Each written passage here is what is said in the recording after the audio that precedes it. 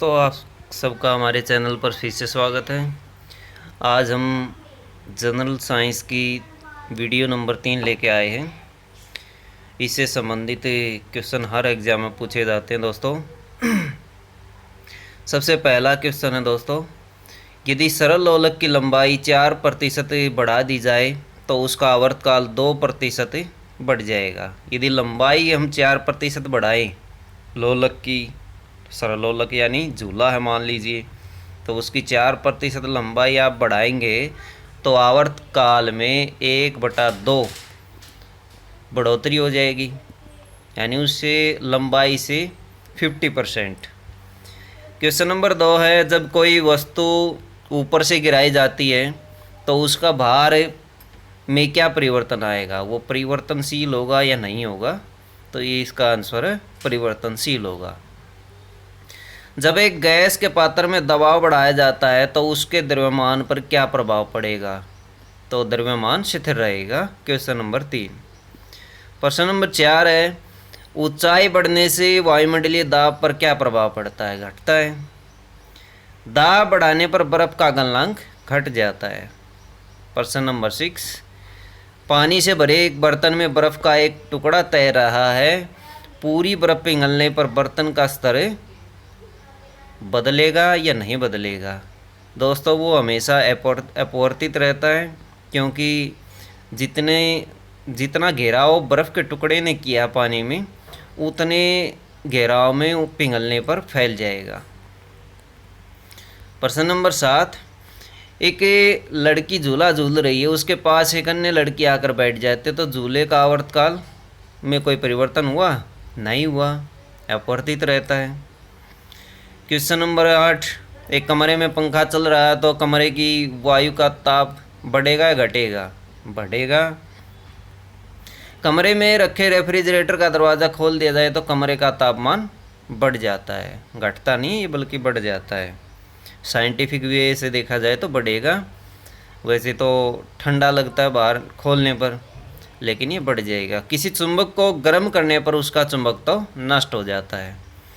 जब किसी वस्तु को धनावेशित किया जाता है तो वह इलेक्ट्रॉन खो देती है। धनावेशित होता है तो इलेक्ट्रॉन खोती है, और ऋणावेश होता है तो इलेक्ट्रॉन गेन कर लेती है अथवा प्राप्त कर लेती है। दोस्तों क्वेश्चन नंबर 12, पृथ्वी तल से ऊपर या नीचे जाने पर गुरुत्वीय त्वरण का मान घट जाता है। क्वेश्चन नंबर 13, यदि वस्तु की चाल आधी कर दी जाए तो गतिज ऊर्जा 1/4 रह जाती है। क्वेश्चन नंबर 14, भूमध्य रेखा से ध्रुवों की ओर जाने पर गुरुत्वीय त्वरण का मान बढ़ता है। जब कांच की छड़ को रेशम से रगड़ा जाता है तो छड़ धनावेशित हो जाती है। क्वेश्चन नंबर 16, यदि पृथ्वी पर वायुमंडल ना होता तो दिन की अवधि कम हो जाती। झरने में जब जल ऊंचाई से गिरता है तो उसका तापमान बढ़ जाता है। लोहे में जंग लगने पर उसका भार हमेशा बढ़ता है। रॉकेट किस सिद्धांत पर कार्य करता है? संवेग के संरक्षण के सिद्धांत पर ही कार्य करता है। उत्प्लावकता से संबंधित वैज्ञानिक है आर्किमिडीज ने उत्प्लावकता का सिद्धांत दिया था। इसने बताया था कि यदि किसी वस्तु को पानी में डुबोया जाता है या किसी द्रव में डुबोया जाता है तो वो अपने भार के बराबर द्रव को हटा देती है। किसी ध्वनि स्रोत की आवृत्ति में होने वाले उतार चढ़ाव क्या कहलाते हैं? डॉपलर प्रभाव। ध्वनि की आवृत्ति में उतार चढ़ाव या ऊपर नीचे होना उसे डॉपलर प्रभाव कहा जाता है, क्योंकि इसकी खोज डॉपलर ने की थी।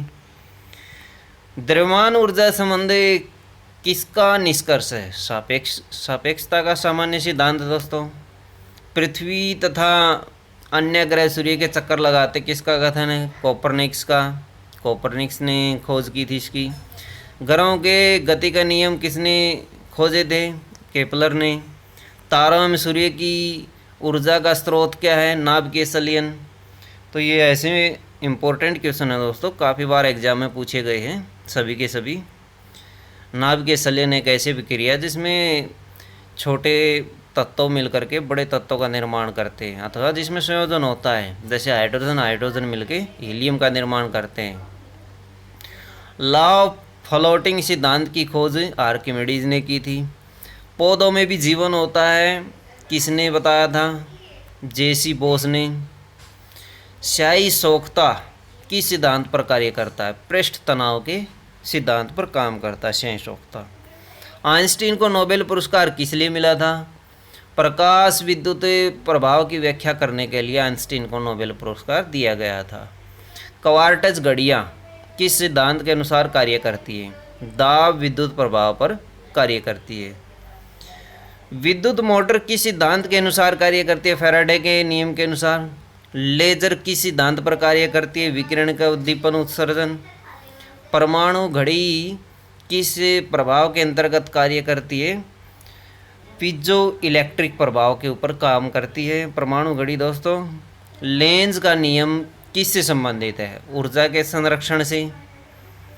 पृथ्वी की आयु ज्ञात करने में प्रयोग होता है यूरेनियम डेटिंग पद्धति का। यूरेनियम डेटिंग पद्धति का पृथ्वी की आयु ज्ञात करने में प्रयोग होता है दोस्तों। पेड़ पौधों और जीवाश्मों की आयु ज्ञात करने के लिए कार्बन डेटिंग प्रयोग करते हैं। क्वेश्चन नंबर 36, जीवाश्म में पेड़ पौधों की आयु ज्ञात करने के लिए कार्बन डेटिंग। किसी चालक के सिरों के बीच विभवांतर उसमें बहने वाली विद्युत धारा के समानुपाती होता है। यह नियम कहलाता है ओम का नियम कहलाता है। ये देख सकते हैं आपकी घरों में वोल्टेज जो होती है वो इसी सिद्धांत पर कार्य करती है। क्वार्ट्ज घड़ियाँ किस सिद्धांत के ऊपर कार्य करती हैं? दाब विद्युत प्रभाव पर। ये पढ़ चुके हैं दोस्तों, ये रिपीट हो गए हैं क्वेश्चन। आगे वाले क्वेश्चन पर आ जाइए 38 पर। नेचुरल सिलेक्शन का सिद्धांत किसने दिया? डार्विन ने। आनुवांशिकता के जनक कौन है? Gregor Mendel. हीमोफीलिया किस प्रकार का रोग है? आनुवांशिक रोग है। जीन शब्द का प्रयोग सर्वप्रथम जॉनसन ने किया। गैमेट की शुद्धता का नियम किसने प्रतिपादित किया? मेंडल ने किया। सहजीविता का उदाहरण है लाइकेन। जीन किससे बनी होती है? डीएनए से। जीन से संबंधित हर बार किसी न किसी एग्जाम में कोई ना कोई क्वेश्चन पूछ लिया जाता है। ऊर्जा का पिरामिड होता हमेशा सीधा। डीएनए की क्रियात्मक इकाई है जीन। जीन होती है दोस्तों डीएनए की क्रियात्मक इकाई। प्रश्न नंबर 47, प्रयोगशाला में सर्वप्रथम डीएनए का संश्लेषण किसने किया था? डॉक्टर हरगोविंद खुराना ने। संपूर्ण जेनेटिक कोड का पता किसने लगाया? हरगोविंद खुराना ने। हरगोविंद खुराना को जेनेटिक कोड का पता लगाने के लिए नोबेल पुरस्कार कब मिला? 1968 में। दोस्तों क्वेश्चन नंबर 50 है, गुणसूत्रों में पाए जाने वाले आनुवांशिक पदार्थों को क्या कहते हैं? जीनोम कहते हैं। आनुवांशिक रोग वर्णांता में रोगी किस रंग का पहचान नहीं कर पाता? लाल और हरे का। लाइकेन सूचक होते हैं वायु प्रदूषण के। डीएनए का डबल हेलिक्स मॉडल किसने दिया? वाटसन और एच क्रिक ने। जीन अव्यवस्थित होते हैं गुणसूत्रों में। विकास का सिद्धांत किसने प्रतिपादित किया? चार्ल्स डार्विन ने। हृदय का पहला प्रतिस्थापन किसके द्वारा किया गया? डॉक्टर क्रिश्चियन बर्नार्ड के द्वारा। सर सीवी रमन को भौतिकी का नोबेल पुरस्कार 1930 में मिला। पानी का घनत्व अधिकतम 4 डिग्री सेल्सियस पर होता है। सूर्य के प्रकाश को धरती की सतह तक पहुंचने में समय 8 मिनट लगते हैं। दाढ़ी बनाने के लिए कौन सा दर्पण प्रयोग करते हैं? अवतल दर्पण। ध्वनि का वेग सर्वाधिक होता है ठोस में। बिजली के बल्ब में किस गैस का प्रयोग होता है? अक्रिय गैसों का, जैसे आर्गन और नियोन। एक अश्व शक्ति बराबर होता है 746 वाट के। उपग्रह में से अंतरिक्ष यात्री को आकाश का रंग दिखाई देता है काला। बल का मात्रक न्यूटन होता है। आँख की किस भाग पर वस्तु का प्रतिबिंब बनता है? दृष्टिपटल पर। दोस्तों ये दृष्टिपटल पर ही बनता है हमेशा प्रतिबिंब, और उल्टा बनता है। थर्मामीटर में पारे का प्रयोग क्यों किया जाता है? यह ताप के कारण अधिक फैलता है। साधारणतया उपयोग होने वाली बिजली के बल्ब में कौन सी गैस भरी जाती है? नियोन और आर्गन भी भरी जाती है। एक वस्तु का जड़त्व किस पर निर्भर करता है? द्रव्यमान पर। स्टेनलेस स्टील मिश्र धातु है लोहे और क्रोमियम की। क्वेश्चन नंबर 71, पानी में चीनी का घुलना किस प्रकार के परिवर्तन का उदाहरण है? भौतिक परिवर्तन। क्वेश्चन नंबर 72, नींबू खट्टा किस कारण होता है? सिट्रिक अम्ल के कारण। वायु क्या है? एक मिश्रण है। आसाने वाली गैस कौन सी है? Nitrous oxide. जल की स्थायी कठोरता का कारण क्या है? कैल्शियम और मैग्नीशियम के क्लोराइड और सल्फेट घुले होते हैं जल के अंदर, जिसकी वजह से जल कठोर होता है। परमाणु के नाभिक में कौन से कण होते हैं? Proton and neutron. शुष्क बर्फ है। ठोस कार्बन डाइऑक्साइड को शुष्क बर्फ कहा जाता है। स्टील को कठोरता प्रदान करने के लिए बढ़ाई जाती है क्रोमियम की मात्रा। ये जो रेलवे के अंदर ये लोहा प्रयोग किया जाता है उसमें भी क्रोमियम होता है, और क्रोमियम लोहे को काफ़ी मजबूती प्रदान करता है। दोस्तों, क्वेश्चन नंबर 79, वाहनों से निकलने वाली प्रदूषित गैस मुख्यतः है कार्बन मोनोऑक्साइड। ठोस कपूर से कपूर वाष्प बनाने की प्रक्रिया को कहते हैं ऊर्ध्वपातन। खाना बनाने में प्रयोग की जाने वाली गैस मुख्यतः मीथेन होती है। सबसे कठोर पदार्थ हीरा होता है। किस पदार्थ का प्रयोग खाने वाली वस्तुओं के परिरक्षण में होता है? सोडियम बेंजोएट का। बॉक्साइड किसका? आयस्क एल्यूमिनियम का। लोहे को इस्पात में बदलने के लिए कौन सी धातु मिलाए जाते हैं? निकेल। फिटकरी गंदे पानी को शुद्ध करती है सकंदन विधि के द्वारा। कौन सी धातु तरल अवस्था में पाई जाती है? पारा।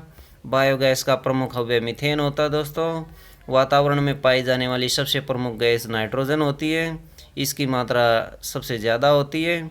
प्रकृति में कार्बन का विशुद्ध रूप है हीरा।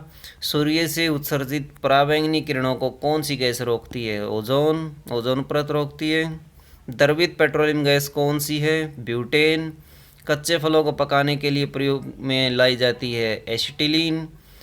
इलेक्ट्रॉन ग्रहण करने की प्रवृत्ति क्या कहलाती है? अवकरण। साबुन के साथ तत्परता से झाग न बनाने वाला जल होता है कठोर जल।